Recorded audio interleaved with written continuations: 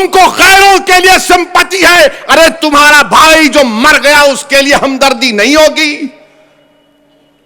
तुम उनके घर को बचाओगे, अपने घर को बर्बाद करोगे क्या? किसकी सरकार है? नाम निहाद सेकुलर लोगों की सरकार है। और मोदी कहते हैं सबका साथ, सबका विकास, सबका विश्वास, जो झूठ है। तो फिर हम क्यों मर रहे हैं? मेरे अजीज दोस्तों और बुजुर्गों, यही चीज इनको तकलीफ पहुंचाती है कि कौन है ये जो यहां पर आकर नाम लेकर बोलता है, कब तक गैरों के घरों को रोशन करोगे? कब तक गैरों के घरों को रोशन करोगे? कब तक उनसे हमदर्दी करोगे? अरे अपने आप से तो कभी हमदर्दी करो। तुमको मेरी बात अगर पसंद नहीं आ रही तो सुनो, मैं तुम्हारी पसंद की बात नहीं कर सकता, मैं सच्चाई को बयान कर रहा हूं। रिजवान नामी 12 साल के बच्चे को पूछो, अख्तरुल ईमान को, 12 साल का बच्चा है, बिहार में 7 दिन जेल में डाल दिया गया। किसकी सरकार है? नाम निहाद सेकुलर लोगों की सरकार है। समस्तीपुर में एक मुसलमान को मॉब लिंच कर दिया गया, किसकी सरकार है? बड़े नाम निहाद सेकुलर लोगों की सरकार है। जुनैद और नसीर को पूछो, जमील खान राजस्थान का मरकोर कमेटी का सदर है। राजस्थान में जुनैद और नसीर को किडनैप करके, थोड़ी देर के लिए तस्वुर की दुनिया में जाओ, जुनैद और नसीर को किडनैप किया गया। उसकी बीवी को मालूम हुआ, भाई को मालूम हुआ, पुलिस स्टेशन जाकर कंप्लेन करते हैं कि 2 को किडनैप कर लिए। तो पुलिस बोलती है कि चल निकल, झूठ खबर। बाद में मालूम होता कि जुनैद और नसीर को उनके घर से 200 किलोमीटर दूर उनकी जली हुई लाशें मिलती हैं। बोलो फिर इस पर क्या बोलोगे? इस पर सिंपैथी पैदा नहीं होती? उद्धव ठाकरे पर सिंपैथी पैदा होती है क्योंकि शिवसेना के 2 टुकड़े हो गए। तुमने क्या जुनैद की जली हुई लाश को देखा? तुमने क्या नसीर की जली हुई लाश को देखा? तुमने क्या जुनैद के यतीम 6 बच्चों को देखा? क्या तुमको मालूम कि जुनैद का एक बड़ा भाई नीम पागल है, उसकी 7 औलाद है, उसकी जिम्मेदारी जुनैद पर थी। तुमको गैरों के लिए सिंपैथी है, अरे तुम्हारा भाई जो मर गया उसके लिए हमदर्दी नहीं होगी?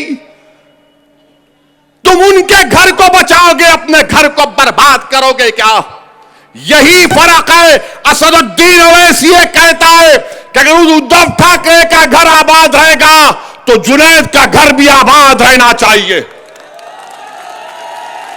अगर शरद पवार के घर में लाइट होगी तो नसीर के घर में भी चमक होनी चाहिए। अगर फडणवीस और मोदी कहते हैं सबका साथ, सबका विकास, सबका विश्वास, जो झूठ है, तो फिर हम क्यों मर रहे हैं? मेरे अजीज दोस्तों और बुजुर्गों, यही चीज इनको तकलीफ पहुंचाती है कि कौन है ये जो यहां पर आकर नाम लेकर बोलता है, अरे तुमको गुलामों और चमचों और कफन चोर की खव्वाली सुनने की आदत पड़ गई। जब एक शेर तुम्हारे सामने धारता है, सच्चाई को बयान करता है, तो सुनो आप।